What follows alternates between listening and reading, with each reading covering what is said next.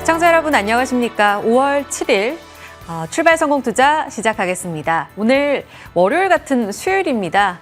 황금 연휴 잘 보내고 오셨나요? 어딜 가도 정말 인파가 대단해서 연휴임을 체감할 수 있었는데요. 홀로 쉼을 통해 충전을 가득하신 분들도 많으셨을 겁니다. 이제는 일상으로 좀 복귀를 해야 할 텐데요. 뉴욕 증시는 우리가 쉬는 동안 거래가 됐죠. 잘 달려가다가 이번 주는 제동이 좀 걸린 듯한 모습을 보이고 있고요. 중국, 대만, 홍콩은 우리보다 일찍 연휴를 마무리하고 이번 주 거래가 시작됐는데 외환 시장이 그야말로 요동쳤습니다. 오늘 이 같은 내용들을 다 한 번에 반영하게 되면서 시장은 다소 복잡 미묘한 표정을 지을 것으로 예상됩니다. 어떤 대비가 필요한지 지금부터 하나둘씩 점검을 해볼 텐데 충전을 통해서 좀 든든한 체력이 오늘 우리 시장의 뒷받침이 되기를 바라보겠습니다. 자, 체린 앵커가 지난 쉬는 동안 3거래일의 뉴욕 증시 전해드립니다. 먼저 확인해 보시죠. 네, 우리가 쉬는 동안 뉴욕 증시는 바쁘게 달려갔습니다. 어젯밤에 개장됐던 뉴욕장을 포함해서 총 3거래일 문을 열었는데요. 앞선 이틀간의 흐름 먼저 짧게 정리를 해보시죠. 지난 금요일이었습니다. 뉴욕 증시 3대 지수가 9거래일 랠리라는 레코드를 세웠습니다. 지난 2004년 이후로는 21년 만에 처음 있는 기록적인 수준이었습니다. 중국과의 협상 기대감이 이날 시장을 밀어 올렸는데요. 월스트리트저널 측에서 중국이 펜타닐 문제를 해결하는 방안을 검토 중이다라고 보도를 했죠. 앞서서까지만 하더라도 중국 측에서 미국과의 대화가 완전 없다라는 식으로 이야기를 했었는데 그 입장에 변화가 생겼다라는 점이 중요한 포인트였습니다. 거기다가 고용보고서 결과가 전반적으로 양호하게 발표가 되면서 스태그플레이션에 대한 우려를 진정시켰다는 점 역시 긍정적이었죠. 하지만 월요일에는 아쉽게도 10거래일 연속의 상승이라는 레코드를 세우지는 못했습니다. 피로감에 의해서 3대 지수가 일제히 하락으로 진행이 됐었고요. 이날 특히 트럼프 대통령이 해외에서 제작된 영화에 100%의 관세를 부과하겠다라고 언급을 한 점이 가장 큰 부담 요인으로 작용을 했습니다. 지금 할리우드의 대표적인 제작사들 전부 이 미국 이외에 타국에서 이 촬영을 하고 생산을 하고 이런 비중이 높다 보니까 부담이 될 수밖에 없고요. 그리고 개별 종목들의 이슈에도 주목을 받았습니다. 워런 버핏이 은퇴를 선언하는 아주 큰 이슈가 있었죠. 버크셔 해서웨이의 주가가 5%나 밀렸었고요. 애플은 지금 관세에 따른 타격으로 인해서 회사채를 발행하겠다라고 발표를 했습니다. 그 여파로 주가가 3% 급락하면서 시총 순위에도 지각 변동이 생겼죠. 지금은 마이크로소프트가 시총 1위 자리를 차지하고 있습니다. 트럼프 일기 때와 마찬가지로 애플의 경우에는 실제로 상품을 수출하는 기업이다 보니까 마이크로소프트에 비해서 훨씬 더 관세의 타격을 크게 받아가고 있습니다. 그때 당시에도 마이크로소프트가 이러한 이유로 시총 1위를 탈환했던 점이 있다는 점 아마 많은 분들께서 기억을 하실 겁니다. 역사가 반복되고 있습니다. 이제 간밤의 뉴욕 증시 흐름을 점검해 보시죠. 시장에서는 이 뚜렷한 재료가 부재했다. 이것이 오늘 하락의 이유로 꼽아볼 수 있을 텐데요. 나스닥 지수가 0.9% 하락, S&P 500 지수는 0.8% 하락으로 진행이 됐습니다. 일단 관세와 관련해서 지난주까지만 하더라도 조만간 뭔가 협상에 대한 이야기가 나오겠구나라는 기대감이 있었는데 이제 주말 사이를 거치면서 여전히 뚜렷한 추가 진전이 없다라는 점 실망감을 안기고 있는데 그런 가운데서 트럼프 대통령이 간밤 캐나다의 마크 칸이 총리와 회담을 가졌습니다. 이 자리에서 다른 나라들이 높은 관세를 피하고 싶다면 미국이 제시하는 조건 받아들여야 한다. 그렇지 않으면 먼저 우리한테 와서 미국산 제품을 수입하겠다고 말을 해라. 이런 식의 이야기를 했습니다. 일방적인 무역 협상을 시사한 것이고요. 이제 조만간 뭔가 합의가 이루어지겠구나 하는 시장의 기대에도 찬물을 얻는 발언이었습니다. 다만 베센트 장관의 발언의 톤은 조금 달랐거든요. 지금 18개 주요 교역국 가운데서 17개와 협상을 진행하고 있고 조만간 합의 발표, 이르면 이번 주에 있을 것이다 라고 이야기를 했습니다. 과연 이번 주에 합의에 대한 발표가 있을지 주목을 해보셔야겠습니다. 지금 상품 시장에서는 금 가격, 달러 약세에 맞물리면서 또 중국이 공격적인 매수에 들어가고 있으면서 3%대 급등 흐름을 가져가고 있다는 점 특징적으로 잡아볼 수 있겠고 되겠고요. WTI 유가가 어제까지만 하더라도 오펙 플러스의 증산 소식에 4년 내 최저치를 찍었다가 오늘은 3%대 반등으로 진행된다는 점도 특징적으로 꼽아볼 수 있겠습니다. 자, 이제 주요 종목들 이슈 보겠습니다. 히트맵을 열어보시면 이 최근의 흐름에 비해서는 조금 잠잠한 한산한 흐름이 펼쳐졌다. 그런 가운데에서 특징적인 일부 급등락 종목들을 꼽아볼 수 있을 텐데요. 일단 팔란티어 실적 발표가 있었습니다. 그리고 결과가 아주 좋았습니다. 매출액이 전년 동기 대비 39%나 급등하면서 비트, EPS도 인라인 수준으로 발표가 됐습니다. 자, 그런데도 주가가 왜 12%나 급락을 했을까? 사실 여러 가지 그 하락의 핑계들을 시장에서는 찾으려고 하고 있습니다만 가장 주된 요인은 딱 한 가지죠. 멀티플이 너무 높다라는 부분이 부담으로 작용을 하고 있습니다. 그렇지만 윌리엄 블레어 측에서는 점진적으로 이익률이 감소하고 있다. 그리고 실제로 이번에 해외 상업 부문의 매출이 5% 정도 감소를 했더라고요. 이런 부분들을 부담 요인으로 지목하기도 했습니다. 보시면 헬스케어 관련주들도 일제히 급락세를 나타냈는데요. 트럼프 대통령이 2주 안에 의약품 관세를 발표하겠다라고 언급한 점 부담이었습니다. 상승 특징주로는 컨스텔레이션 에너지가 10%나 뛰어 올랐습니다. 매출 서프라이즈를 기록을 했고 그리고 높아지는 AI 수요에 대응하기 위해서 칼파인, 세계 최대 전력 생산업체 가운데 하나인데요. 이것을 인수한 이런 전략 등이 호평을 받고 있습니다. 포드의 주가 역시 급등이었는데 실적도 좋았습니다만 관세로 인해서 신차 가격이 크게 상승하지 않을 것이다 라고 언급을 했습니다. 다른 완성차 업체들에 비해서 이것이 엣지로 작용할 수 있지 않을까 하는 기대감 작용하고 있습니다. 그 밖에 주요 특징주들도 기재를 해봤습니다. 일단 테슬라가 2% 가까이 빠졌는데 4월 유럽에서의 판매 급감이 지속된 것으로 나타났죠. 특히 독일에서 62%, 영국에서 46% 전년 동월 대비 하락한 것으로 나타났고요. 이와 더불어 미국의 하원 의장이 전기차 세액 공제 조항이 유지되기보다는 폐지될 가능성이 더 크겠다라고 발언한 점도 부담이었습니다. 이제 애프터마켓에서 오늘 여러 종목들이 실적을 발표했습니다. 일단 AMD는 실적 발표 직후에는 시간의 거래에서 5% 급등했다가 현재는 하락으로 전환이 되고 있거든요. 데이터 센터 매출액이 57% 급증하는 등 강력한 AI 모멘텀이 지속되고 있구나 이런 점이 확인이 됐습니다만 이 어닝콜이 진행되면서 Q&A에서 재고가 급증한 부분 그리고 4분기부터는 GPU 수익이 줄어들기 시작할 거다. 그러니까 9월에 정점을 찍고 12월 분기부터는 내려가기 시작할 거다라고 사측에서 언급을 했거든요.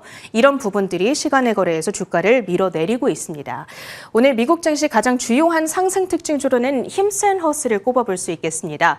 얼마 전에 이제 위고비를 판매하기 시작하겠다 제휴 소식을 발표하면서 급등을 했었잖아요.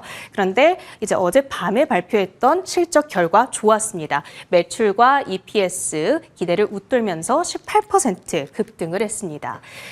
마지막으로 한 주간의 일정입니다. 화요일까지 지나가고 있고요. 이제 가장 중요한 것은 내일 있을 FOMC 금리 결정이 되겠습니다. 지금 연준이 금리를 내리기에는 관세발 인플레이션이 걱정되고 그렇다고 동결하기에는 얼마 전에 GDP가 급락하는 등 이 경기 침체에 대한 우려가 적지 않은 상황이잖아요. 이런 아주 난감한 상황을 어떻게 타개해 갈 것인가 관련해서 파월 연준 의장이 어떤 발언을 내놓을 것인가 주목을 하셔야겠습니다.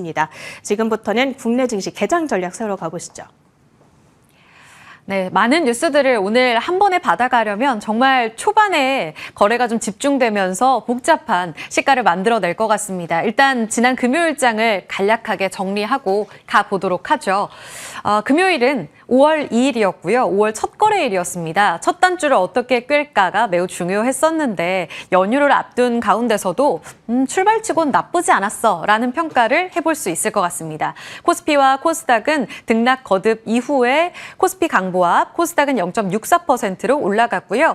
지수를 견인했던 섹터들은 코스피에서는 일부 반도체, 특히 HBM, 바이오와 금융방산, 조선, 코스닥에서는 바이오와 엔터, 그리고 수출 지표 좋았던 미용, 그리고 정치 테마주로 초반에 거래가 쏠리면서 다소 수급이 분산되는 이런 모습을 보이기도 했습니다. 출발치고 나쁘지는 않은데 이 재료들을 어떻게 해석할까? 긍정과 부정이 맞물렸는데 자세히 보시면 한 재료를 갖고도 엇갈린 해석이었다라는 걸 알 수 있습니다. 일단 긍정론에서는 미중 갈등과 관련해서 통상 결과 정점을 통과하면서 이제 악재는 다 마무리가 됐고 협상에 대한 기대감을 열어두자라는 의견들이 우세했었고요. 또 부정적인 측면에서는 아직은 교착 상태이기 때문에 상방 모멘텀을 가져가기에는 다소 부재한 이런 상황이다라고도 보고 있습니다. 그래도 지수가 올랐다는 점은 그나마 기대감을 안고 있는 자리가 아닐까 싶고요. 가장 중요하게 엇갈렸던 해석의 지표에는 빅테크의 실적이 있었습니다. 성적표 해석에 대해서 마이크로소프트와 메타가 캐펙스를 상향 조정하면서 이 AI 캐펙스에 대한 자신감을 보여줬다는 해석이 우세했었고요. 반면 다른 한편에서는 아마존과 애플이 시간에서 하락했고 월요일장까지 또 이번 주까지 영향을 줬는데요. 실적에 대한 실망감, 특히 관세에서 중국 쪽의 여파를 많이 가져가고 있다는 실망감이 크게 반영되기도 했습니다. ISM 선방했다. 아니다. 50을 하회하기 때문에 아직은 아쉽다라는 해석들도 있었고 다만 부정적인 측면에서 봤을 때 가장 핵심이 됐던 건 환율이었는데 이날 환율이 급락했음에도 불구하고 외국인이 매도했다는 점은 좀 아쉽습니다. 1,600억 원 추가적으로 더 팔았더라고요. 5월 출발 자체도 아직은 외국인이 들어오지 못하고 있습니다. 환율이 이날 점점 출발 시점 그러니까 9시부터 시가를 고점으로 만들어내면서 쭉 빠져서 1,400원을 하회하는 이런 모습을 보여주기도 했고요. 종가상으로 1,405원에 마무리됐는데 5월 2일 밤 거래 NDF 쪽에서 1,399원까지 다시 또 내려가는 모습을 보이며 계엄령 이후 처음으로 이 구간까지 레벨 다운이 됐습니다. 이 부분은 잠시 후에 외환시장 총정리해서 좀 살펴드릴게요. 그런 구간 안에서 관세 충격에도 3개월 연속적인 수출 증가세는 종목별로 투자를 대응하기에 아주 긍정적이었던 하루였다라는 평가도 함께 나오고 있습니다. 한판 정리를 통해 금요일은 나쁘지 않았다는 출발을 정리해 볼 수가 있겠고요. 반도체 엇갈린 시각에 대해서 이야기를 좀 해보겠습니다. 이날 외국인이 전체 시장은 팔았는데요. 삼성전자는 팔았고 하이닉스는 적극적으로 담았습니다. 특히 하이닉스와 함께 이수페타시스, 두산 같은 종목들을 담았다는 데에서 반도체에 대한 긍정적인 핵심 포인트를 좀 더 가져가 볼 수 있지 않을까 희망 회로를 돌려봅니다. 일단 삼성전자부터 볼까요? JP 모건 창구 쪽에서 대량 매도가 나왔고요. 전체 외국인이 판 금액은 5천억 원을 넘어갑니다. 주가가 마이너스 2%로 조정을 받았는데 뒷판에 지금 외국인 매도 리포트 같이 체크해 드릴 텐데요. 반면 하이닉스에 대해서는 골드만삭스, UBS, 모건 스탠리 함께 샀습니다. 긍정적인 내용으로 본다면 AI 내러티브 지속적으로 확인되고 있다는 부분, 특히 이번 빅테크 성적표 조금 엇갈린 해석이 난무합니다 라고 말씀을 앞서 드렸는데 다울투자증권에서는 일단은 캐펙스 축소가 없다는 데 있어서 단기 주가가 이제 유지될 거다라는 근거를 마련했다면서 긍정적인 해석을 내놓았습니다. 그래서 HBM 좋았다. 하이닉스 3,100억 원 사들이는 모습 확인됐습니다. 자, 두산에 대해서 외국인 2위 정말 모처럼만이었는데 거래가 크게 터졌습니다. 올해 들어서 연간 최대 거래량이었고요. 4월 수출 지표, 특히 CCL, 이 동박 적층판, 엔비디아 쪽으로 이제 납품을 하잖아요. 역대 최대 수출액을 기록하면서 보시다시피 옆에 이제 쌍끌이 매수도 함께 나오는데 주가는 갭으로 떠서 출발, 강세 움직임을 확인하기도 했습니다. 이어서 이수페타시스도 219억 원의 외국인 매수와 함께 연간 들어서 올해 들어서 최대 거래량을 기록했는데요. 중장기 성장 전략을 발표했고 주주 환원책도 검토하고 있다. 이런 내용들 긍정적으로 반영이 됐고 4월 PCB 수출도 좋았다는 점 다시 한번 모멘텀으로 작용하는 모습이었습니다. 반도체가 긍정적이었는데 삼성전자만 소외됐다. 왜일까요? JP 모건 창구에서 대량 매도가 나왔는데 목표가 하향 조정 리포트도 같이 나왔습니다. 74,000원에서 68,000원. 그런데 투자 의견은 또 비중 확대입니다. 아직 싸다라는 의견은 같이 나왔는데 목표가를 내린 이유는 두 가지입니다. HBM 이번에 QOQ 기준으로 봤을 때 매출이 62% 감소한 거 너무 실망스럽다라는 이야기를 했고요. 그 다음 모멘텀이 중요한데 3E와 관련돼서도 지금 인증이 계속 지연되고 있는 상황이죠. 퀄테스트 대체 언제 나오는데 이렇게 되면 2분기 2026년까지 성장 둔화 움직임을 그려낼 수 있다라고 꼽았고요. 세트 업체 지금 1분기에 굉장히 성적이 좋았었잖아요. 수출 지표도 마찬가지고. 그런데 이구환신 효과도 있긴 하지만 결국은 관세 때문이기 때문에 이 선주문 이후에 2분기에는 주문량이 줄어들 거라고 봤습니다. 그래서 2분기 수요 과연 1분기만큼 뜨거울 수 있겠어? 라는 반론을 제시하면서 목표가를 하향 조정했습니다. 결국은 수요가 이 디램 자체적으로도 좀 어렵고 HBM 자체적으로도 봤을 때 기대하기 어렵다라는 내용이 목표가 하향 조정의 배경이 되겠고요. 지금 발등에 불이 떨어졌습니다. 삼성은 연휴를 다 반납하고 반도체 이 수장들이 다 같이 미국으로 날아가서 연쇄 미팅을 진행한다. 라는 내용이 전해지고 있습니다. 애플도 만나고 이번에 브로드컴도 만나고 그러니까 HBM뿐만 아니라 엔비디아도 함께 미팅이 예고되어 있더라고요. 그러니까 HBM, 파운드리 전격적으로 지금 고객을 잡기 위한 노력을 연휴 동안에도 함께 했다라는 부분을 살펴보셔야겠습니다. 쉽지 않은 구간 안에서 계속 두 주가는 엇갈리게 될지 삼성전자와 하이닉스 지켜보셔야겠습니다. 그리고 넘어가서 반도체 쪽에서도 수출 지표가 하나의 아이디어가 됐습니다라고 말씀을 드렸는데요. 이날 종목별로 봤을 때 그 종목 장세의 가장 핵심적인 숫자는 바로 수출이었습니다. 그만큼 아직까지는 뜨거운 투자 아이디어가 맞구나라는 생각이 들었는데요. 지금 관세와 수출 언제쯤 반영이 되고 우리 시장을 억누르게 될지 계속 노심초사하면서 지켜보게 되는 구간입니다. 12월부터 봤을 때 1월에 조업일수 감소했을 때 딱 한 달을 제외하고는 3개월 연속적으로 수출이 증가하는 모습을 보여주고 있습니다. 특히 4월 지표를 봤을 때 3월보다 더 잘했죠. 관세 충격에도 꽤 선방했다라는 해석이 나오는 이유입니다. 증권가에서도 그렇기 때문에 품목 차별화로 봤을 때 투자 아이디어로서는 긍정적이다라는 의견을 내놓고 있습니다. 하나증권에서는 다만 대미 수출이 마이너스 6%로 뚝 떨어진 부분은 이제 관세 충격이 본격화되고 있는 구간임을 암시한다고 지적했고요. 그래서 삼성증권에서도 5월부터 아마 관세에 본격적으로 반영이 될 거다라고 보고 있습니다. 이때 반도체와 비미국이 계속적인 버팀목을 해줄 수 있을지가 핵심이다라고 봤고요. 신한투자증권에서는 EU와 중국이 성장을 방어했다. 대EU 쪽으로 15% 증가했고 대중 수출은 3% 증가했거든요. 굉장히 긍정적으로 해석하는 증권사들이 많았습니다. 마지막으로 하나투자증권에서는 관세에 따라서 2분기 동안에는 3가지 대안 투자가 유의미하다라고 봤는데 반도체, 유럽향 자본재, 그리고 라면과 화장품 3가지로 압축하고 있습니다. 2분기까지는 계속적인 대안이 될 수 있을지 지켜보셔야겠고요. 그래서 준비한 판은 이렇습니다. 전년 대비 증가한, 특히 유의미하게 증가한 품목을 쭉 봤을 때 이번에 주가 상승으로도 이어졌던 종목들을 쭉 모아봤습니다. 섹터별로 봤을 때는 기초 화장품, 의료기기, 톡신, 미용으로 묶어볼 수 있겠죠. 그리고 앞서서 하나투자증권에서도 주목하고 있는 라면, 계속적으로 가격이 수요가 가격 상승에도 민감하게 반응하지 않고 있다라는 부분을 긍정적으로 평가했습니다. 그리고 본격적으로 EU의 증가가 굉장히 두드러졌던 품목이 바이오 헬스인데요. 전년 대비 15% 증가한 것으로 확인되면서 이날 바이오주들을 이끄는 모습이었습니다.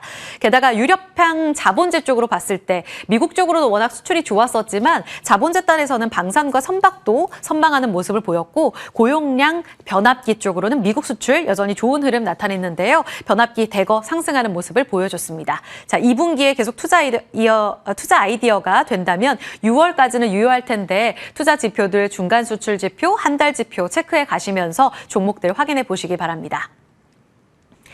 자, 주가만 봐도 배부른, 그러니까 수익만 봐도 다이어트가 되는 비만 치료제 주주분들 참 부럽습니다. 지금 보면 일라이릴리 실적이 지난 목요일에 발표됐는데 정규장 급락했었거든요. 그래서 우리 시장 괜찮을까 이렇게 봤는데 금요일 비만 치료제 관련 종목들은 랠리였습니다.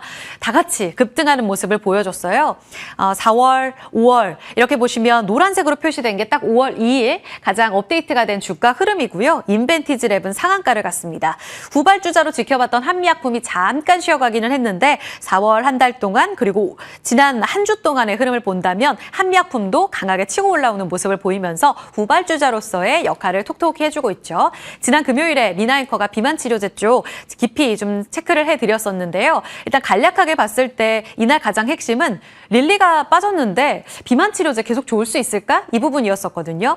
릴리 빠진 이유는 개별적이야. 그리고 경구용 비만 치료제 기대감은 계속된다. 이렇게 한 줄 정리 가능하겠습니다.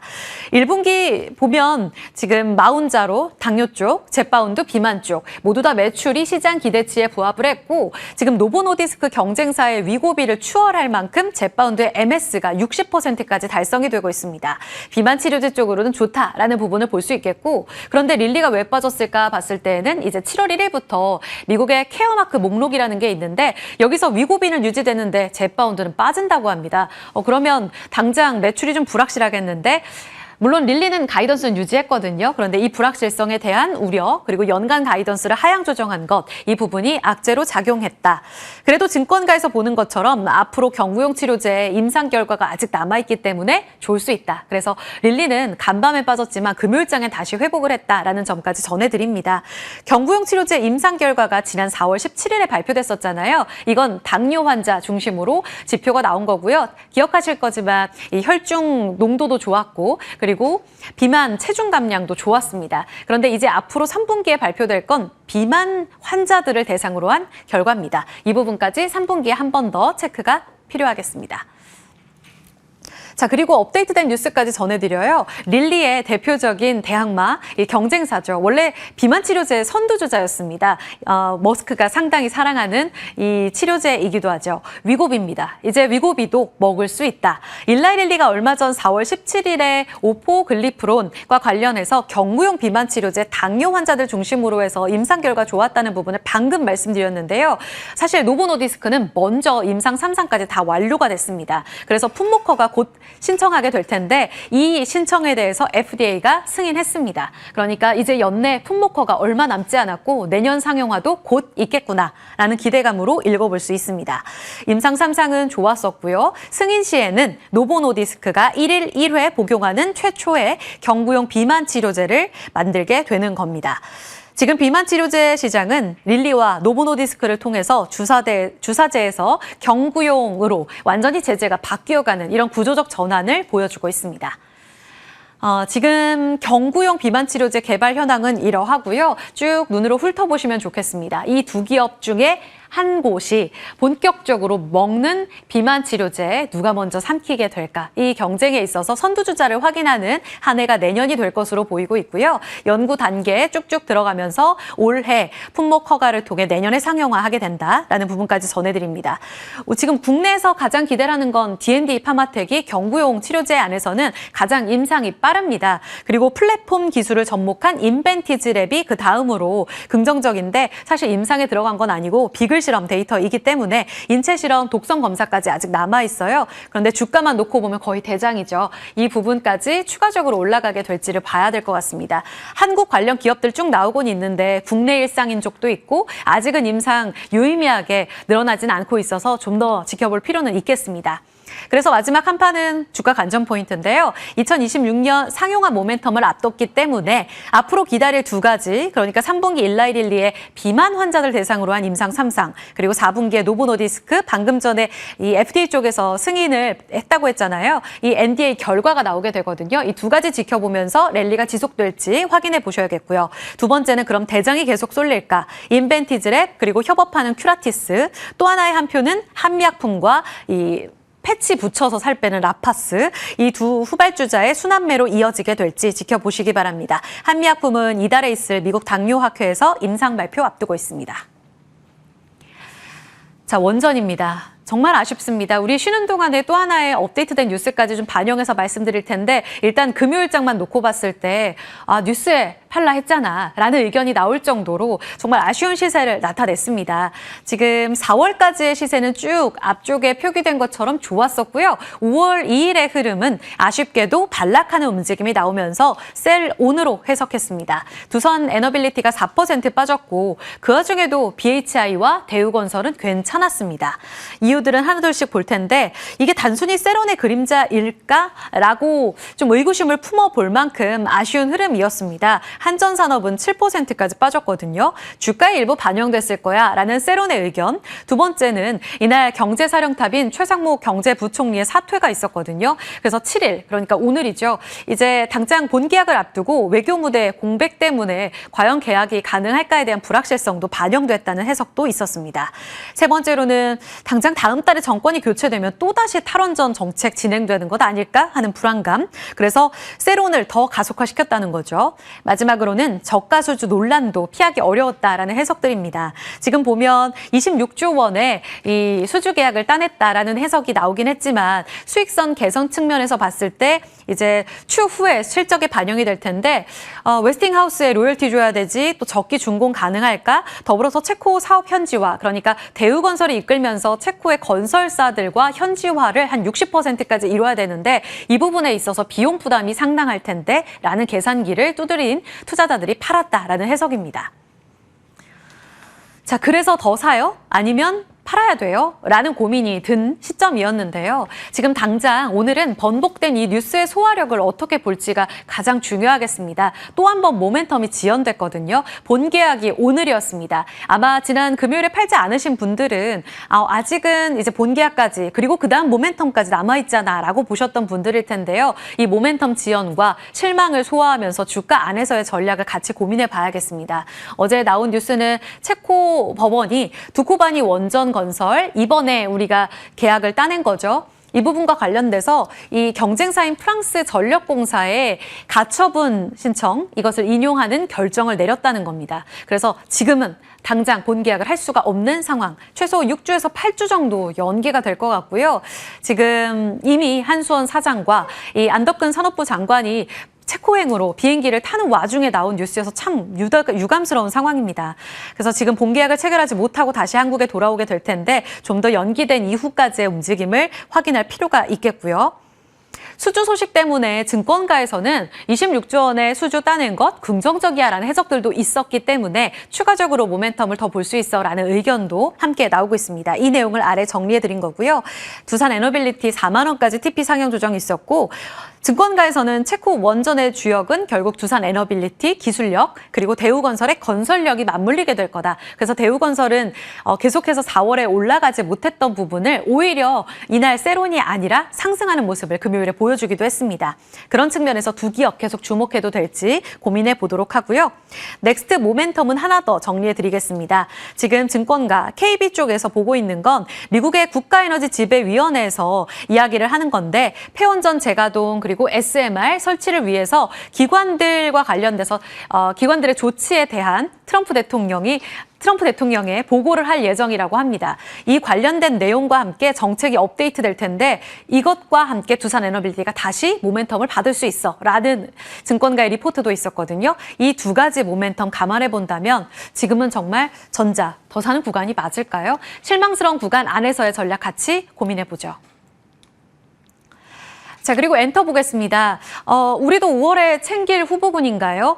엔터와 중국 소비주 결론만 놓고 보면 아직이라는 의견도 나오고 있습니다. 먼저 금요일장만 놓고 봤을 때 몇몇 종목들이 하락한 것이 챙겨야 되나? 라는 고민을 부추겼던 이유인데요.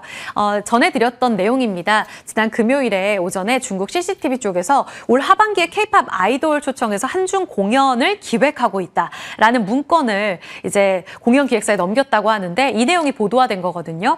그래서 기대감에 다 같이 오르면서 출발을 했습니다. 그런데 장중에 CCTV 쪽에서 사실 무근이라면서 부인을 했어요. 우리 아직 초청한 사실 없다라면서 바로 선을 그었습니다. 그런데 웨이보, 그러니까 중국판 트위터이자 X죠. 여기에서 CMG, 그러니까 중앙방송총국에서 사실 무근이라고 이야기한 것에 대해서 실시간 검색 1위를 차지할 정도로 아주 뜨거운 이슈였다라는 것을 재확인할 수 있습니다. 중국 네티즌들은 그만큼 한중 공연을 기다리고 있다는 것으로도 해석이 가능할 겁니다.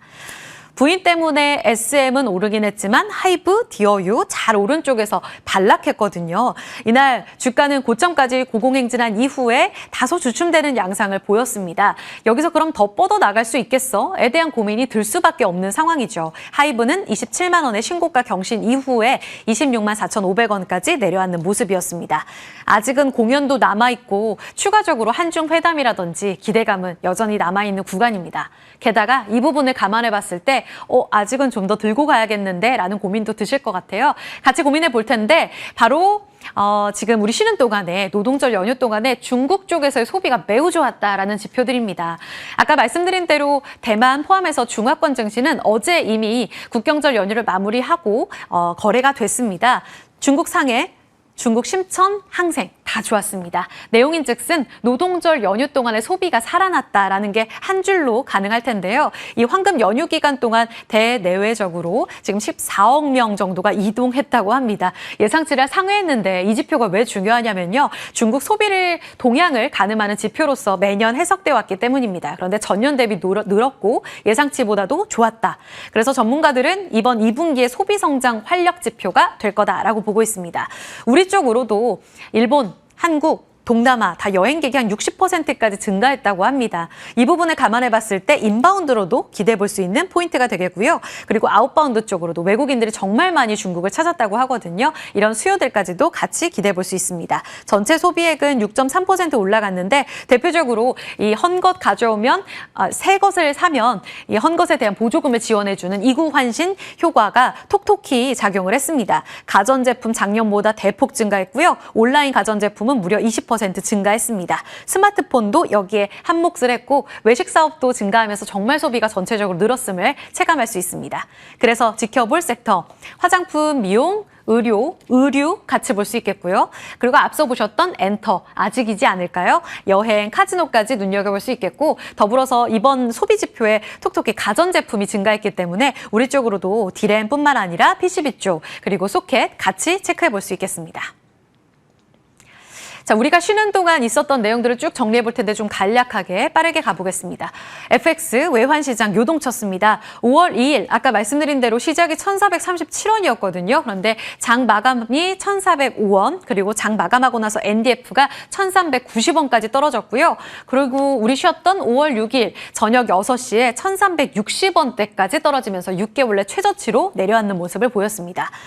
쉬고 계시는 동안 깜짝 놀라셨을 텐데요. 한판 정리로 마무리하겠습니다. 한판 정리라고 보기엔 좀 글이 많네요.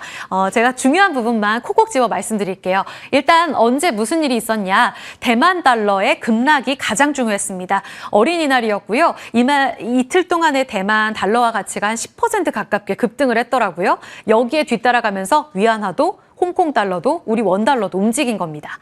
이게 얼마나 심각하냐면 이 장중에 개입하지 않았던 대만 중앙은행이 장 마감하고 나서 바로 개입했는데 수출업체들, 보험사들 너네 달러 쪽 익스포저 큰 거 알아. 그런데 매도 너무 빠르게 하지 마라. 분할 매도해라. 라고 이야기를 했습니다.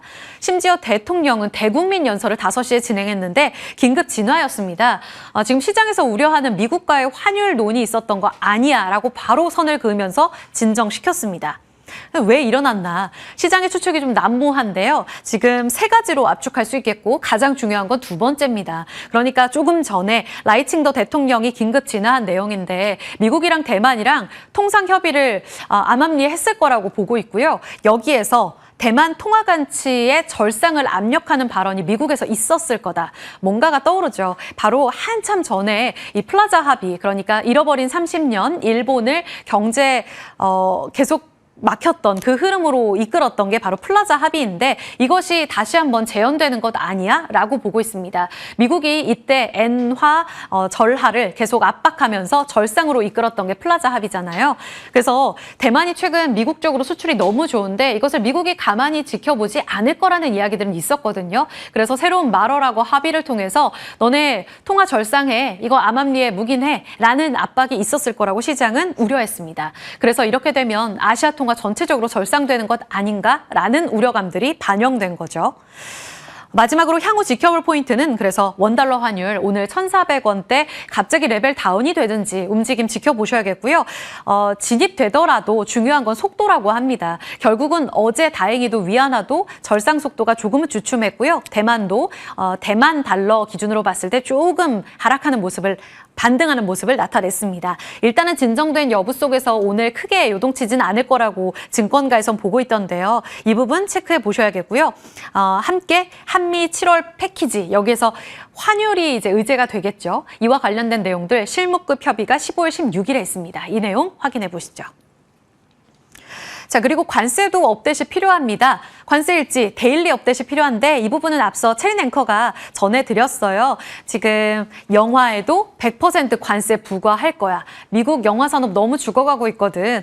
그런데 이럴 게 더 많아라는 비판들이 있는 가운데 백악관에서는 또 번복했어요. 최종 결정은 아직 안 났다. 만약에 영화에도 부과된다면 처음으로 이 서비스에도 관세가 부과되는 거거든요. 영화를 과연 상품으로 볼 것이냐라는 해석이 분분한 가운데 서비스로 확대되게 된다면 더 복잡해진다라는 의견들이 있습니다. 함께 체크해 보시고요. 의약품 2주 안에 관세 발표 나온다고 하는데 여기 여파로 미국장에서 다 빠졌죠. 지금 의약품 관세에 우리 쪽에서는 정부 반대한다라는 의견 나오면서 우리 한미 동행 더 협력과 관련된 의견을 받아들여달라 미국 상무부에 의견서를 제출한 상황입니다.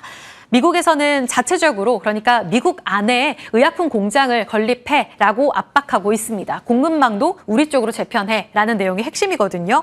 사실 삼성바이오나 셀트리온 쪽 그리고 한미약품은 미국의 공장을 지금 추진하려는 움직임을 보이고 있습니다. CDMO 쪽으로는 오히려 우려가 아니라 기회로 볼 수 있는지 이 부분도 오늘 주가를 통해 확인해 볼 필요가 있겠습니다. 자, 넘어가 보죠. 마지막 연결고리 통해서 오늘 시장에 반영될 내용들 쭉 정리해드리겠습니다. 위쪽으로는 매크로, 중간에는 긍정적인 섹터들, 마지막은 우려감이 반영될 섹터. 그리고 실적 예정까지 쭉 보여드렸는데요. 무역 협상은 아직 결과를 대기하는 가운데 앞서 이야기가 나온 것처럼 월스트리트 저널에서는 펜타닐 문제에 중국과 협의가 가능해라는 긍정적인 내용들도 아직은 반영이 되고 있습니다. 여러 관세 업데이트를 통해 악재들이 난무하곤 있지만 긍정적으로 반영될 수 있을지 보셔야겠고요. 아시아통화 강세 움직임 속에 원화 강세의 수혜주로 본다면 항공, 여행, 카지노, 게다가 중국 쪽의 소비가 맞물리게 되면 더 긍정적으로 볼 수 있겠죠. 가장 첫 번째로 보셔야 될 섹터가 되겠습니다.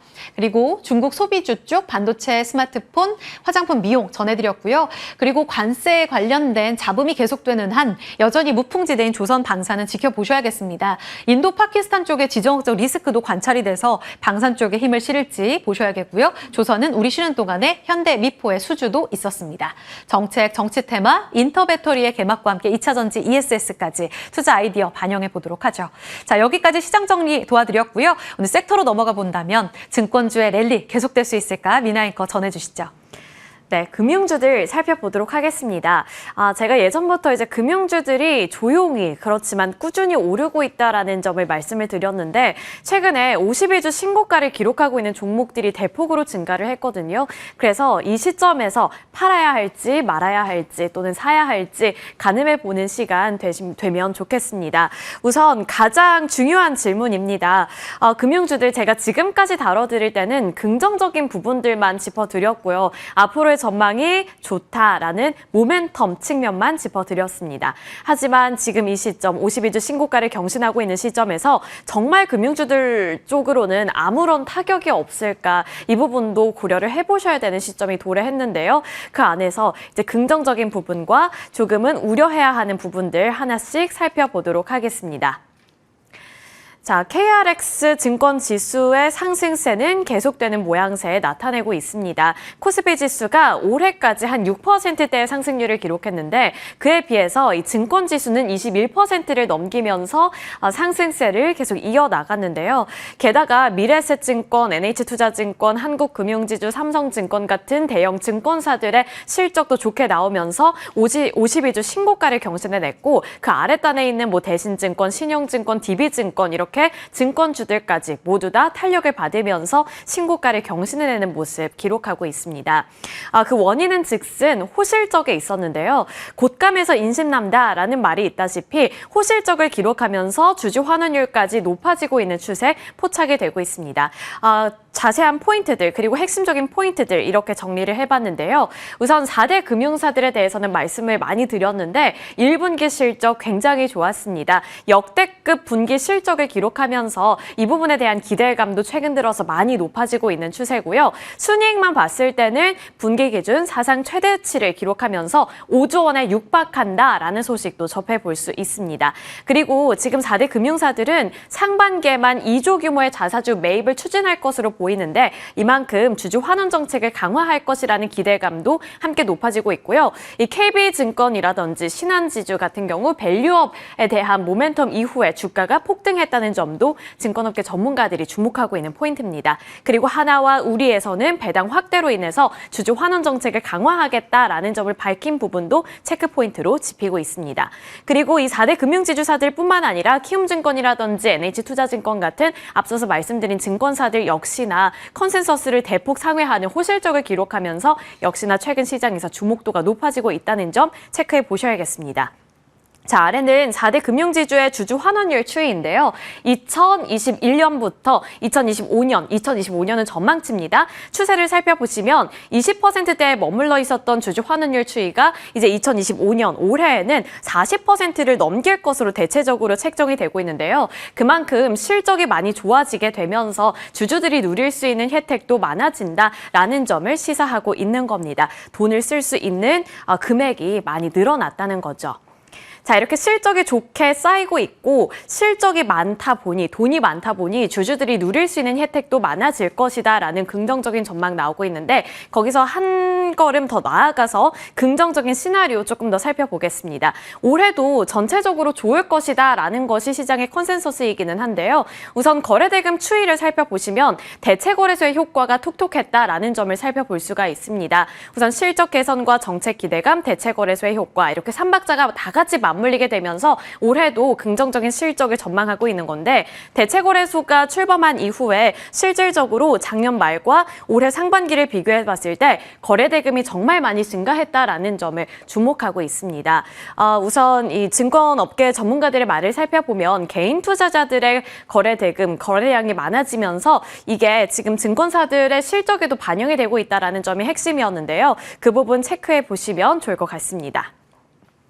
업계 전문가들의 말 조금 더 자세하게 살펴보시죠. 먼저 키움증권에서는 3월 대체거래소 출범 이후에 최근 20% 이상의 점유율을 기록하고 있다. 그리고 앞서 말씀드린 것처럼 개인 투자자들의 증시 유입으로 인해서 향후 브로커리지 실적 호조가 예상이 된다라는 점 짚어냈고요. FN가이드에서도 올해의 실적을 좋게 전망했습니다. 이 4대 금융지주사들 2025년 예상 연간 순이익은 총 17조 원대를 돌파할 것으로 봤는데 이는 전년 기록했던 16조 원대 대비 1조 원을 넘기는 수준을 나타내는 증가세였고요. 전년과 비교했을 때 6.6%의 증가세를 전망했습니다. 자, 여기까지만 보면 정말 또 긍정적인 전망만 나오고 있는 것으로 보이는데요. 제가 지난번에 증권주들 그리고 금융주들에 대해서 말씀을 드릴 때는 시장에서 진짜 이렇게 좋은 말들만 나왔습니다. 그리고 전망도 좋은 점들만 짚어냈고요. 그런데 최근에는 긍정적인 전망뿐만 아니라 이제는 조금 우려를 해봐야 한다라는 시각도 조금씩 나오고 있고 조금은 리스크를 봐야 한다라는 시각이 나오고 있기 때문에 그 부분도 정리를 해봤습니다. 그리고 한마디로 정리해본다면 펀더멘탈 자체는 좋다. 하지만 외부 리스크가 지금 반영이 될 경우에는 실적에 대한 전망을 우리가 완전히 의지할 수는 없을 것 같다라고 요약을 해볼 수 있을 것 같습니다. 우려 포인트들 이렇게 5가지로 정리를 해봤는데요. 먼저 부실 채권 대비 충당금 비율이 급락했다. 이게 코로나19 이후에 최저치를 기록했다라는 점이 또 우려 포인트로 잡히고 있습니다.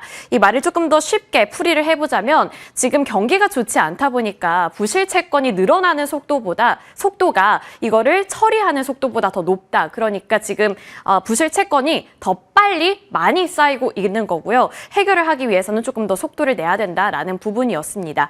그리고 사실 이 증권주 그리고 금융주 같은 경우에는 관세 전쟁에서 무풍지대로 꼽히고 있기 때문에 그 메리트가 굉장히 크게 책정이 되고 있었는데 오히려 이 미중 관세 전쟁을 통해서 수출 기업들의 대출 부실화 경계심은 높아지고 있고 이게 안 좋은 여파로 지금 증권사들 그리고 금융사들에게도 영향력이 미쳐지고 있다라는 점을 보셔야 될 것 같습니다.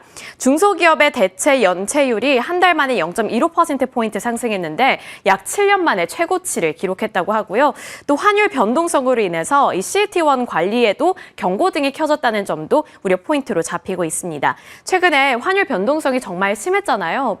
이번에는 3%가량 하락하면서 1,300원대로 다시 내려오긴 했습니다만 1,500원대를 지금 바라보고 있었던 시점에서 환율이 10원 증가할 경우에는 이 안전성을 가늠해 볼 수 있는 CET1 비율이 0.01%에서 0.03%포인트가량 하락한다고 하는데요. 지금 이 부분이 무너질 경우에는 당연히 이 금융사들에 대한 안정성에 대한 우려감도 다시금 생겨날 수 있다는 거겠죠. 그리고 대체 연체율도 높아지면서 부담이 생기고 있다는 점도 보셔야 될 것 같은데요. 올해 1분기 4대 은행의 가계 그리고 기업대출 연체율이 평균 0.34%를 기록했는데 이렇게 0.3%를 돌파한 것 또한 7년 만에 처음 있는 일이라고 합니다. 그리고 밸류업 정책 지속성에 대한 기대감도 약화하고 있기 때문에 이 밸류업에 대한 기대감도 우리가 예전만큼 작년만큼 기대해 볼 수는 없겠다라는 점은 하나의 우려 포인트가 될 것 같습니다. 대신 증권에서는 이제 금리 인하 시기와 폭, 글로벌 무역 리스크 완화와 밸류업 정책 신뢰 회복 등의 핵심 변수라고 꼽았는데 이게 해결되기 전까지는 앞으로 박스권 흐름이 이어질 것이라고 전망했습니다. 자, 이렇게 조금 안 좋은 부분도 짚어드렸는데요. 이 부분은 좀 가늠해 보셔야 될 것 같고 일단 기관 투자자들은 여전히 상승 쪽으로 베팅을 하는 것일까 이렇게 좀 궁금해지는 수급이 포착이 되고 있습니다. 제가 지난 시간 봐드렸던 신한지주 같은 경우에는 그날 이후에도 기관 투자자들은 꾸준히 매수를 하면서 지난 5월 2일까지 포함해서 총 29거래일 연속으로 매수를 하고 있는 흐름이 포착되고 있고요. 나머지 한국금융지주, NH투자증권, 삼성증권, 미래에셋증권 같은 경우에는 현대차증권에서 리포트를 냈는데 그 안에서 탑픽으로 꼽고 분석을 했던 종목들이기도 합니다. 그리고 수급을 보시면 대체적으로 기관 투자자들이 꾸준히 연속으로 순매수하는 흐름 나타나고 있고요. 특히나 삼성증권과 미래에셋증권 같은 경우에는 외국인 투자자들도 함께 눈독을 들이고 있다는 점 체크해 보시면 좋겠습니다. 특히나 삼성증권은 외국인 투자자들도 10거래일 연속으로 매수하고 있다는 점까지 체크 포인트로 안내해 드립니다. 자, 금융주들이 비교적 안정적으로 그리고 탄탄하게 주가 흐름을 나타내고 있고 실적에 대한 기대감을 높이고 있다라고 말씀을 드렸는데 현재 시점은 조금은 고민을 해보셔야 될 것 같습니다. 긍정적인 전망 여전히 우세하지만 최근에는 우려하는 목소리도 나오고 있기 때문에 제가 앞서서 짚어드렸던 우려 포인트들, 리스크 포인트들까지 함께 고려해 보시길 바라겠고요. 알맞은 투자 전략은 과연 어떤 것일지 저희 방송 통해서 그 전략 방향성 함께 찾아보시길 바라겠습니다.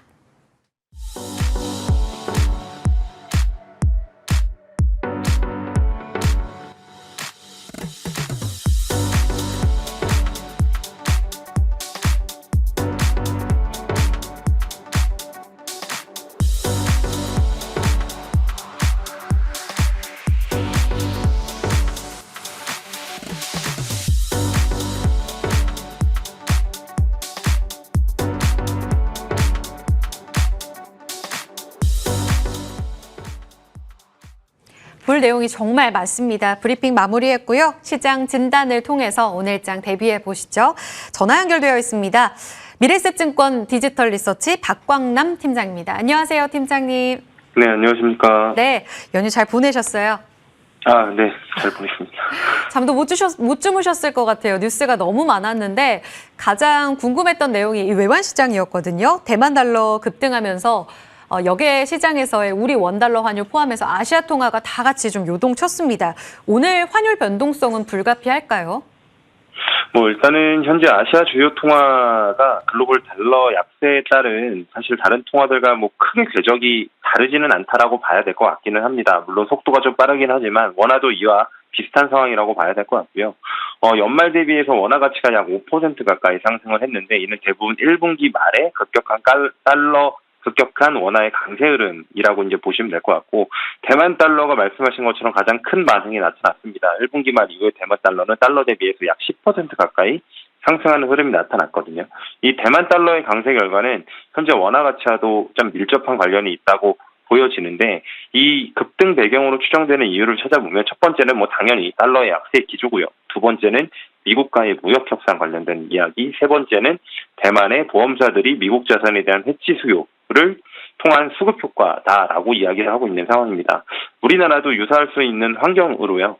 뭐 달러 약세 기조와 미국과의 무역 협상을 앞두고 있다라는 점, 그리고 대만과 달리 뭐 특정 주체에 대해서는 현재 알려진 바는 없으나 최근에 우리나라 시장도 환율 변동성이 커졌기 때문에 동일하게 환해지 수요 등이 커질 수 있는 환경이라는 것은 좀 염두에 둘 필요가 있을 것 같습니다. 여기에 최근 들어서 위안화가 그간의 약세 흐름을 좀 깨고 소폭 강세 전환되는 모습이 나타나기도 했거든요. 이 시장의 내러티브는 미중과의 무역 협상 또는 이 아시아 국가에서의 무역 협상에서 과거 플라자 합의와 같은 환절상 이슈가 불거질 수 있다는 우려를 좀 가지고 있는 상황입니다. 이를 우려한 수급이 단기간에 급격하게 환 변동성을 야기한 것으로 추정이 되고 있기는 하고요. 다만 과거와 달리 외환시장 운영이 좀 투명하게 이루어지고 있는 상황이기 때문에 일방적인 통화 절상을 외교 카드로서, 협상 카드로서 쓰기는 좀 어렵다는 의견이 사실 많기는 한 상황입니다. 그리고 이 통화 정책의 강도와 경기 강도 등을 고려했을 때 외환시장의 변동성이 단기간에 과도하게 움직였다라고 판단이 되고 있기는 하고요. 이에 향후 환율 변동성은 일부 되돌림 또는 안정화되는 그림으로 중장기적으로는 가지 않을까. 단기적인 환 변동성은 좀 불가피해 보이기는 합니다. 그렇군요. 환율 전쟁 우려까지 최악의 시나리오는 가지 않겠지만 그래도 한번 지켜봐야겠고요. 또 미중 협상 기대감도 함께 상존하는 구간 안에서 변동성 체크해 봐야겠습니다. 또 하나는 달러만큼 국채인데요. 중요한 국채가 지금 계속 4.3%에서 내려오질 못합니다. 그만큼 국채 가격이 계속 떨어지고 있는 구간인데 미국 마이너스 성장이 최근에 좀 가셔야되는 분위기였었잖아요. 이 부분을 반영하는지 계속 셀 USA는 계속 되는 건가요? 일단은 최근 관세 이슈에 따라서는 이게 물가 상승 우려보다는 경기 침체 가능성이 조금 더 크게 부각받는 것으로 보여집니다. 그리고 1분기에 미국채 수익률이 크게 변동했기 때문에 아무래도 이와 같은 우려에 더 불을 붙이기도 했었고요. 하지만 현 시점에서 미국채에 대한 일방적인 매도 현상이 굉장히 크게 일어날 거냐라고 하면 저는 조금은 어렵지 않을까라고 판단을 하고 있는데, 일단은 단기적인 경기 침체 가능성은 분명히 좀 점점 커지고 있는 것 같기는 합니다. 하지만 이는 일시적인 수요 부진의 영향일 가능성이 더 높다라는 거고요. 관세에 따른 물가 상승이 일시적인 영향을 줄 경우에 사실은 향후 중장기적으로 수요를 진작시킬 수 있는 금리 인하와 같은 카드가 존재하거든요. 이 금리 인하로 인해서 미 경기의 하방이 제한된다라고 하면 미국채 또한 큰 변화를 주기는 좀 어려울 수도 있습니다. 그렇다고 봤을 때는 일단은 2분기 중에 저희가 경제 지표에 반영될 관세 여파를 확인을 해봐야겠지만 서비스업 지표 같은 것들은 사실 생각보다 잘 나왔거든요. 그렇기 때문에 만약에 이 물가 지표, 물가 관세로 인한 물가 상승이 일시적이라는 정말 확신을 좀 얻을 수 있으면 금리 인하 카드에 기대해서 생각보다는 수요가 떨어지는 것이 더딜 수 있다라는 점도 저희가 염두를 해봐야 될 것 같습니다. 그 금리 인하와 관련된 시그널을 이번 회의에서 꼭 한번 확인하려는 경계감이 반영되는 것 같아요. 간밤 미 시장도 그런 모습 속에 소폭의 조정을 받았습니다. 이 FOMC 관전 포인트, 금리 인하 시기 중요하게 봐야 될까요? 관전 포인트 뭘로 보세요? 네, 일단은 주요 IB들은 하반기에서 금리 인하 사이클은 굉장히 유효할 거라고 보고 있습니다. 골드만삭스도 하반기에 3회 이상의 이제 금리 인하를 단행할 것으로 예상을 하고 있고요. 다만 이 닉 타마리오스 기자가 사실 FOMC 관련돼서는 굉장히 정확한 의견을 좀 주고 있는데 아무래도 FOMC 같은 경우에서도 연준 의장도 좀 고민이 되는 포인트가 분명히 있습니다. 지금 이 금리 인하를 하게 되면 경기 부양에는 분명한 도움이 되는데 혹시 이 관세발 인플레이션에 중장기적인 영향을 미치지 않을까라는 우려가 있고요. 만약에 금리를 동결을 하면 인플레이션 억제는 분명히 좋겠지만 경기 침체 우려가 확대되는 우려가 분명히 상존한 상황입니다. 그래서 연준은 아무래도 이 현재까지는 이 데이터를 조금 더 지켜보겠다라는 과거와 유사한 형태를 좀 보이고 있는 상황이고요. 아마 5월도 저는 개인적으로 이와 크게 다르지 않을 가능성이 굉장히 높다라고 보여집니다. 그리고 파월 연준 의장이 최근 들어서 기대 인플레이션에 관련된 이야기를 좀 했었거든요. 이 기대 인플레이션이 잘 고정되어 있으면 연준 관계자들도 이게 고정이 잘 되어 있다면 실제 인플레이션도 쉽게 잡힐 수가 있다라고 판단하고 있는 상황입니다. 최근 몇 년간 높은 인플레로 인해서 이 기대 심리가 많이 약해졌을 수도 있다라고 보고요. 다만 이 기대 인플레이션을 잡기 위한 가장 많이 사용했던 카드를 저희가 생각을 해보면 구두로는 굉장히 센 톤으로 이야기를 많이 했었거든요. 인플레이션을 잡기 위해 어떤 조치를 하겠다. 뭐 이런 것들을 통해서 기대 인플레이션이 위로 상승하는 것들을 많이 막아오는 모양새를 보였기 때문에 쉽게 금리 인하에 대한 이야기를 힌트를 줄 가능성이 높아 보이지는 않는다. 다만 그렇다고 하더라도 데이터상으로 사실 관세 같은 경우에는 관세가 5월 달에 더 올라가고 6월 달에 더 올라가고 7월 달에 더 올라가는 형태의 모습은 아니기 때문에 그렇다라고 한다면 정말 이 관세로 인한 인플레이션 효과가 일시적이라는 게 확인됐을 때 연준이 굳이 금리를 높게 가져갈 이유가 없긴 하거든요. 그리고 우리나라를 포함한 주요국 중앙은행들도 사실 최근에 금리 인하 기조로 계속 가져가고 있기 때문에 사실 굳이 연준도 금리를 계속적으로 잡아놔야 될 특별한 요인이 많지는 않다라고 봤을 때 사실 이번 5월회의에서는 좀 매파적일 가능성이 저는 개인적으로 좀 높다고 보고 있고요. 하지만 하반기에 금리 인하 사이클은 여전히 유효할 것으로 판단하고 있습니다. 네. 매크로 변수가 굉장히 많았던 연휴였습니다. 국내 증시 오늘 영향과 함께 전략을 한 줄로 정리해 주신다면요? 네, 일단은 연휴가 휴장 관련된 이슈가 일시에 반영될 거기 때문에 장 초반에 변동성이 좀 커질 수는 있을 것 같다라고 보여지고요. 또한 관세 관련 리스크도 여전하고 환변동성도 컸다는 점에서 이를 반영해 나가는 모습이 나타날 확률이 좀 있다라고 봅니다. 지금은 사실 경제 지표나 이런 이슈들보다는 여러 가지 매크로 관련된 노이즈에 따라서 움직이는 장세이기 때문에 이에 좀 대응하시는 과정으로 장을 잘 대응하시면 좋지 않을까라고 판단하고 있습니다. 네, 종목 장세 중요하겠습니다. 미래에셋증권 디지털 리서치 박광남 팀장이었습니다. 고맙습니다. 감사합니다. 네, 바로 이어서 저희 스튜디오에 나와 계신 MTNW 김진만 어드바이저와 이야기 나눠보겠습니다. 어서 오세요. 네, 안녕하세요. 네. 화면 바뀌고 만나는 줄 알았는데 아니어서 좀 당황했어요. 저희 조금 전에 매크로 이야기 쭉 짚어봤거든요.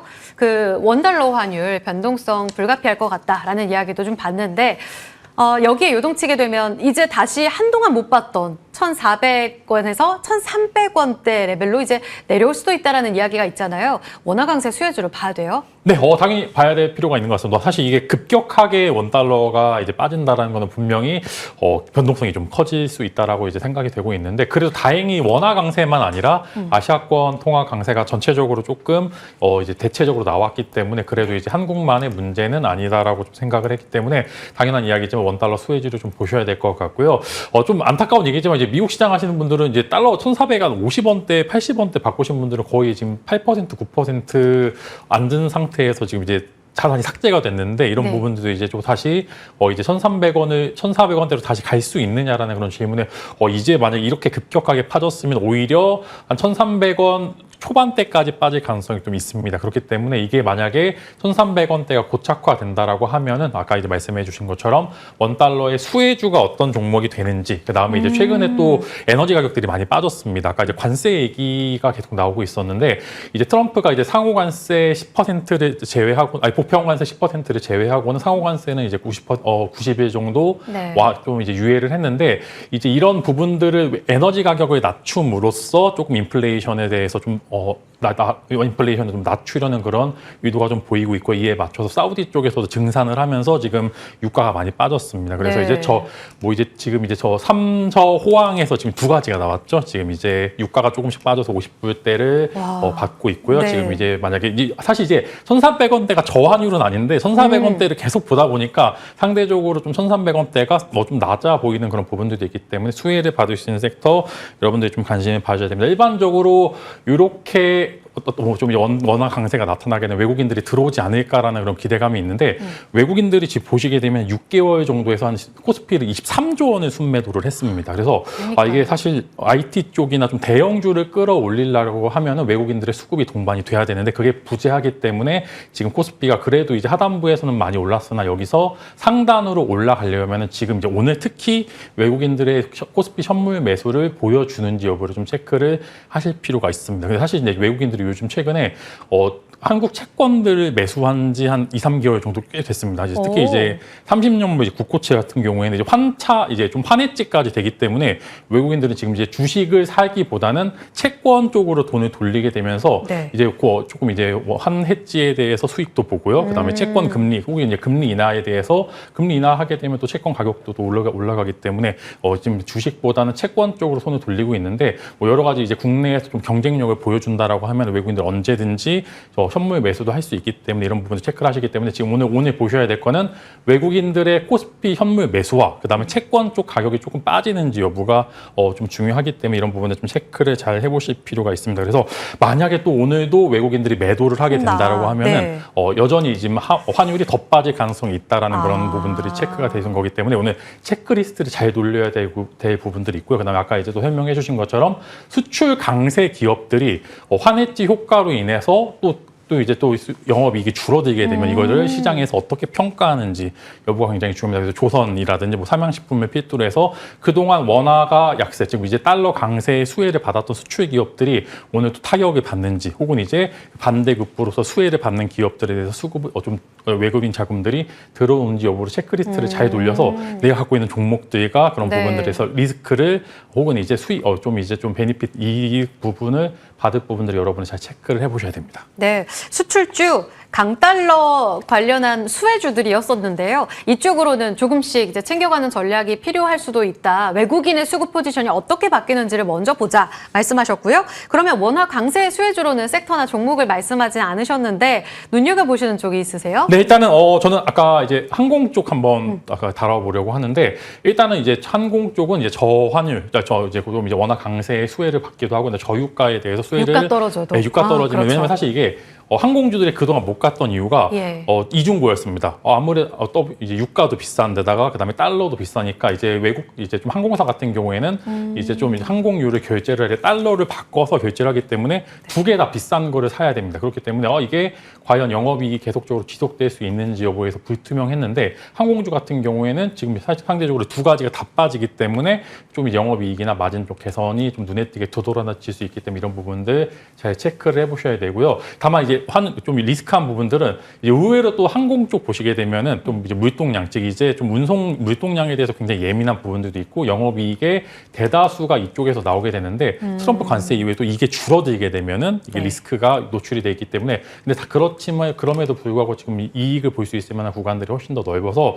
일단은 저는 일단 탑픽으로는 항공 섹터와 그다음에 대한항공 여러분들이 한번 관심을 가져보시면 좋을 것 같고 위치가 너무 좋습니다. 지금 사실 사기 애매한 섹터들이 굉장히 많고 조선은 또 조선방사는 또 너무 높고 반도체나 2차 전지는 지금 사기에는 좀 부담이 가서 지금 이게 되게 애매한 구간에서 이렇게 되면 또 이제 투자 포인트를 다시 한번 짚어보실 부분들이 있기 때문에 지금 이제 밑에 나오는 QR코드 여러분들 찍고 들어오시면은 네. 항공주에 대한 스토리를 한번 제가 말씀드릴 예정이니까 한번 정도 찍고서 들어오셔서 좋은 정보 받아가시면 좋을 것 같고요. 아까 또 이제 앵커님이 말씀하신 것처럼 금융주도 또 이제 또 원달러 또 강세 또 이제 채권 이자에 대해서 여러 가지 수익을 볼 수 있을 만한 금융주까지 한번 여러분들이 관심을 가지면서 지금은 사실 기술주들은 사실 조금 의심의 눈초리를 가지고서 보셔야 되는 거고요. 다만 그 수혜를 받을 수 있을 이제 지수가 올랐을 때 IT 쪽이 아니라 다른 쪽으로 눈을 돌리게 되면은 지금 코스피 쪽에서는 금융주들을 계속적으로 지켜보실 필요가 있다. 좀 이렇게 정리를 해드리도록 하겠습니다. 대한항공이 진짜 자리가 예쁘다고 네, 하실만 하네요. 매력적이에요. 네. 매력적인 구간에서 정말 많이 빠졌거든요. 28,000원, 21,000원에서 반등 주고 있고요. 신한지주까지 눈여겨보겠습니다.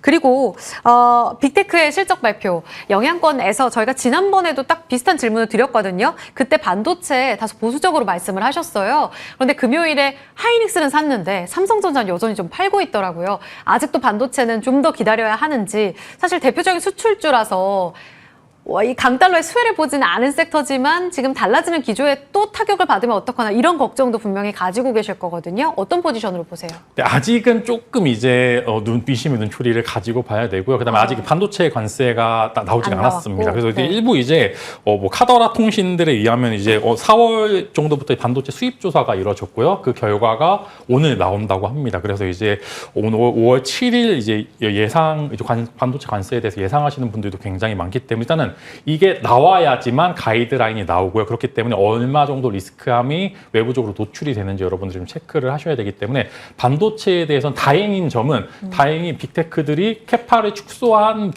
움직임을 보여주지 않고 있다가 굉장히 중요하기 때문에 더 빠지진 않을 겁니다. 다만 여기서 밟고 좀 이제 지지하고 올라가려면은 뭔가 더 모멘텀을 보여줘야 되고 한국 시장 같은 경우 되게 안타깝지만 엔비디아가 떨어지면은 삼성전자, 하이닉스가 올라갈 수가 없습니다. 근데 지금 이제 엔비디아도 고점에서 바닥권을 잡아가는 과정에 있는 건 사실입니다만 직전 고점으로 회복하지 못할 가능성이 굉장히 크기 때문에 뭔가 AI 모멘텀 위에 다른 부분들, 뭐 중국향, 뭐 디램과 낸드 쪽 수요 급증으로 인해서 영업이익이 증가한다든가 좀 다른 모멘텀을 보여줘야지만 반도체가 올라갈 수 있다라고 생각이 되고 있고 다만 뭐 AI 반도체라든지 뭐 이제 굉장히 뭐 TSMC 필두로 해서 뭐 비메모리 이제 어떤 모멘텀이 나오지 않으면은 네. 단기성 테마 이슈를 제외하고는 지금 아직 좀 어렵다. 그래서 제가 금융주를 이야기 드렸던 부분들이 지수는 올라가는데 반도체는 안 가요라는 그런 그림이 그려질 수도 있기 때문에 금융주를 대안으로 드렸던 거고요. 지금 일단 반도체 같은 경우에는 미국에서 캐파를 축소한다는 얘기 혹은 이제 상호관세에 대한 이야기가 구체적으로 나오기 전까지는 일단 바닥을 잡아가는 과정으로 여러분들이 한번 체크를 해보시고 그 이외에 좀 좋아진 업황이 다시 개선되는 분위기가 있다라고 하면은 그때 보시면 좋을 거고요. 지금 이제 미국 시장 보시는 매크로 이슈 보시는 분들은 한 끗 차이입니다. 경기 침체와 좀 골디락스는 한 끗 차이기 때문에 이런 부분들 때문에 아직은 매크로 이슈가 완화되기 직전까지는 좀 어렵다. 그 이후에 보는 게 좀 좋을 것 같다라고 좀 말씀을 드리면서 아예 안 좋다라는 게 아니라 일단 지금은 관망을 하는 게 좋을 것 같다. 이렇게 좀 정리를 해드리고 하겠습니다. 네. 김진만 어드바이저, 그러니까 진만쌤께서 반도체에 대한 시각을 바뀔 때가 굉장히 기대가 되거든요. 그 포인트, 일단 반도체 관세 확인하고, 그리고 이 빅테크의 캐펙스 관련된 변화된 톤들, 이 두 가지만 좀 눈여겨서 보자라고 이야기해 주셨어요. 저희 본격적으로 그럼 이슈를 좀 점검해 볼까요?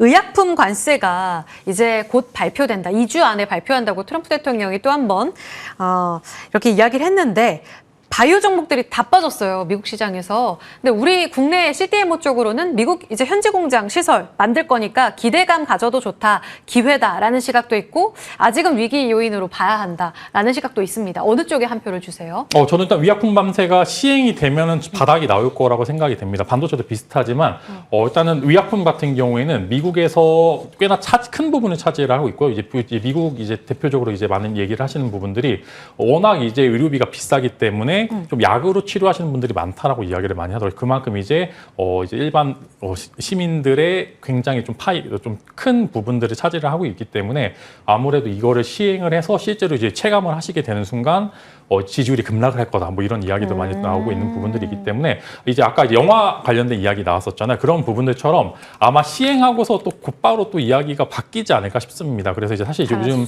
트렌드가 이야기를 일단은 얘기를 하고서 한 하루 있다가 깨갱하는 그런 모습들을 보여줬는데 대응하기가 되게 어렵습니다. 이게 알 수가 없는 부분들이기 때문에 대응을 하기 어렵지만 여전히 일단 장기적으로 봤었을 때는 가격 메리트도 충분히 이제 좀 존재를 하고 있고요. 그 다음에 이슈 자체도 그렇게 큰 타격을 입을 만한 부분들은 아니기 때문에 이런 이슈가 좀 관세 이슈가 마무리되는 시점에서는 분명히 저점 매수를 노려보셔도 될 것 같다라고 말씀을 드리고 지금 이제 매력적인 구간에 있는 삼성바이오로직스라든지 혹은 이제 SK 바이오판 같은 기업들 충분히 여러분들이 포트폴리오 안에 두셔도 될 것 같고요. 저는 이제 그래도 이제 아까 반도체가 가지 못한다라고 하면은 바이오가 끌거나 대체를 할 수 있을 만한 섹터가 분명히 나올 거라고 생각이 되고 반도체 시각도 물론 바뀌겠지만 일단은 제가 보는 바이오는 의약품 관세가 나오는 순간이 저점이 될 가능성이 굉장히 큽니다. 그래서 그때 한번 여러분들이 기회를 가지시면 좋을 것 같고요. 삼성바이오로직스 저는 여전히 뭐 100만 원이 주가가 뭐 비싸다라고 생각하지만 저는 여전히 싸다라고 생각을 하기 때문에 좀 안전하게 하실 분들께서는 삼성바이오로직스를 여전히 탑픽으로 말씀을 드리도록 하겠습니다. 네, 지금 대체골에서 프리마켓에서 일단은 삼성 바이오로직스나 셀트리온이나 SK 바이오팜이나 좀 약하거든요. 이 움직임 단기적으로 타격 있을지라도 오히려 이제 뚜껑이 열리게 되면 오를 수 있다라는 부분까지 점검해봤어요. 그리고 또 하나 걱정되는 악재 요인이 바로 원전인데요. 체코 원전 오늘 본계약 체결하려고 했잖아요. 프라하에서. 그런데 갑작스럽게 체코 법원에 이 프랑스 전력공사 가처분 인용 결정이 됐습니다. 더 걸린대요, 시간이. 또 모멘텀 지연되는 건지 지금 물론 파셨던 분들은 상관이 없는데 아직 안 팔고 갖고 계셨던 분들은 어떤 대응 필요합니까? 네, 일단은 제가 지난주에 이거 그 관련된 이슈가 나왔을 때 일단 팔고 팔자. 보자, 이제 팔자라고 이야기를 좀 딱 드렸었는데 추가 악재가 떴습니다. 근데 이게 저점에서 나온 악재가 아니라 고점에서 나온 악재이기 때문에 상대적으로 분명히 좀 이제 많이 변동성이 있겠죠? 네, 변동성이 좀 많이 심해지고요. 그다음에 많이 빠질 것으로 생각이 됩니다. 다만 이제 내가 단기적으로 보유를 해서 이제 수익을 보실 분들과 그다음 장기적으로 보실 분들과 조금 다르다라고 생각이 되고 있는데 오늘 지금 대체거래소에서 두산 에너빌리티가 10% 조금 넘게 하락을 하고 있는 좀 과도하다라고 생각이 됩니다. 지금 두산 에너빌리티를 필두로 해서 BHI 같은 좀 종목들은 원전 이슈보다는 지금 좀 가스터빈 관련된 이슈, 좀 LNG 관련된 이슈로 오른 부분들이 많고 사실 이거는 체코 원전 수준은 좀 하나 이벤트성 이슈이기 때문에 분명히 또 돌아서 또 노이즈가 있어서 분명히 빠진 건 맞으나 기업에 대해서 가치를 훼손할 정도의 그런 액션들은 아니기 때문에 분명히 이번 부분 지금 이틀 동안 거의 20% 가까이 빠졌는데 분명히 바닥권에서 한 번 정도 지지를 하는 모습들을 보여주고 있습니다. 하게 될 가능성이 훨씬 더 크기 때문에 바닥권을 잘 노리실 필요가 있습니다. 분명히 대체할 수 있을 만한 부분들이 많이 없기 때문에 원전이나 LNG 관련된 이슈로 분명히 반등에 성공할 거고 이미 매출과 영업이 같이 오르는 부분들도 있고요. 또 실제로 월봉 보시게 되면은 매번 노이즈는 있습니다. 바닥권을 매번 노이즈를 딛고 올라가는 부분들을 많이 보여주었기 때문에 이번에 또 원전주 기존에 비싸서 못 들어가셨던 분들께서는 좋은 기회다라고 생각을 하고 있고요. 기존에 보유하고 계신 분들께서는 물론 아프겠지만 그럼에도 이제 원전과 그다음에 LNG 관련 모멘텀은 여전히 존재를 하고 있기 때문에 하단부에서 조금 이제 비중을 늘리는 그런 전략을 써보시는 게 좋을 것 같습니다. 그래서 이참에 평균 단가 좀 높으신 분들께서 낮추는 전략 쓰셨을 때 굉장히 좀 승률이 높을 가능성이 크다. 좀 이렇게 정리를 해드릴 수 있고요. 이게 장기전이 될 가능성이 있습니다. 그 부분들은 유의하실 필요가 있습니다. 알겠습니다. 너무 실망스럽네요. 지금 주가가 프리마켓에서 11%가량 두산 에너빌리티 빠지고 있고요. 하락 여파가 고스란히 나오고 있습니다. 오히려 저점 매수가 유효한 기간에서 지금 여기서 정리할 구간은 아니다. 긴 관점에서 보자라는 의견까지 주셨어요. 자, 그러면 진만쌤의 마지막으로 오늘 중요하게 보는 종목 픽으로 가겠습니다.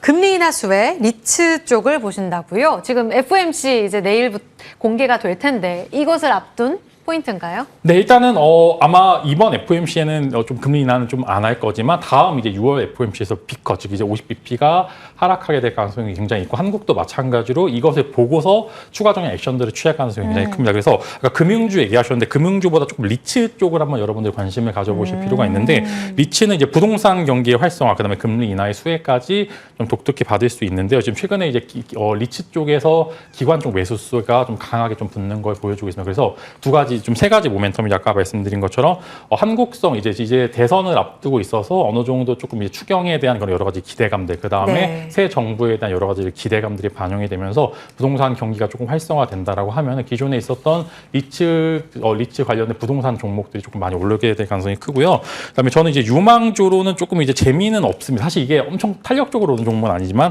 서부 T&D라는 종목을 한번 가져와 봤습니다. 네, 이제 서부 T&D 보시면 관련 리츠가 존재하는데 신한 서부 T&D 리츠가 존재를 하면서 지금 이제 부동산 관련된 그런 업종으로 편입이 되어 있고요. 리츠의 주가 탄력이 조금 심심하다라고 하면 관련된 비슷한 업종을 여러분들이 관심을 가지실 필요가 있다라고 생각이 되고요. 이제 다들 아시다시피 이제 서울 시내에서 최대 하객실인 드래곤 시티 호텔이 최근에 좀 이제 K 컨텐츠 가치에서 좀 굉장히 호황을 가지고 있기 때문에 리츠의 안정감과 그 다음에 이제 매출 호조의 성장성 이제 같은 모멘텀을 두 가지나 보유하기 때문에 지금 이제 하단부에서 좀 강한 지지를 보여주고 있는 그런 종목을 여러분들의 소개를 시켜드릴 거고요. 이제 최근에도 돈도 많이 벌고 있어가지고 남은 자금으로 주주환원채까지 같이 보여주고 있기 때문에 지금 이제 여러분들 살만한 종목이 없다라고 하시면 하단부에서 강한 지지를 보여주고 있는 서부 T&D 여러분들이 관심을 가지실 필요가 있다라고 좀 강하게 좀 어필을 좀 드리도록 하겠습니다. 강하게 어필 꼭 기억해야겠네요. 지금 인하 사이클이 본격화되는 움직임 이제 하반기에 나타날 건데요. 한미 금리 인하 사이클 안에서의 리츠주 기억하도록 하겠습니다. 서부 T&D도 꼭 기억해 주세요. 오늘 진만쌤 무방 진행하신다고요? 언제 진행하시는 네, 거예요? 거의 되게 오랜만에 하는데요. 일단은 8시 반부터 진행할 예정이고요.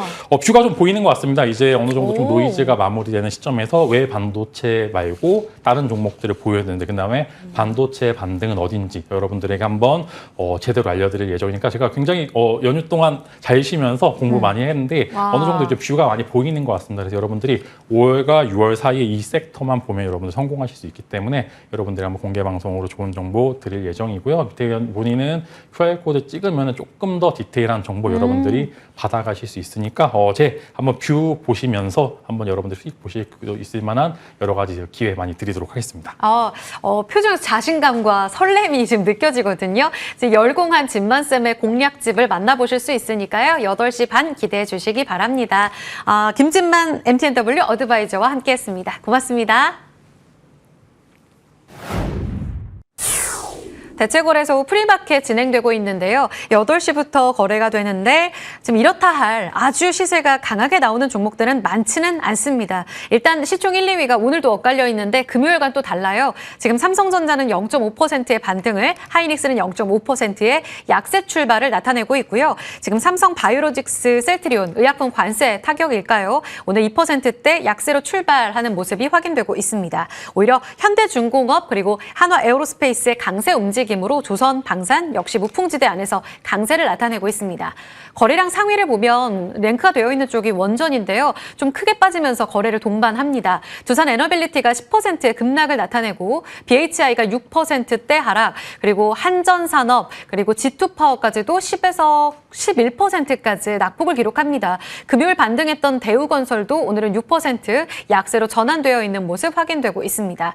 정유주가 오늘 에너지 쪽으로 흥구석유 같은 경우에 지정학적 리스크 반영하나요? 인도, 파키스탄 확전 우려감 반영하는 가운데 3%대 상승하는 모습 나옵니다. 오늘 리포트 나왔던데요. WCP가 소폭의 반등 움직임 나타내고 있고요. STO 정책 테마 안에서 서울옥션의 강세 움직임도 독보적으로 나타나고 있습니다. 프리마켓 시세 먼저 전해드렸습니다.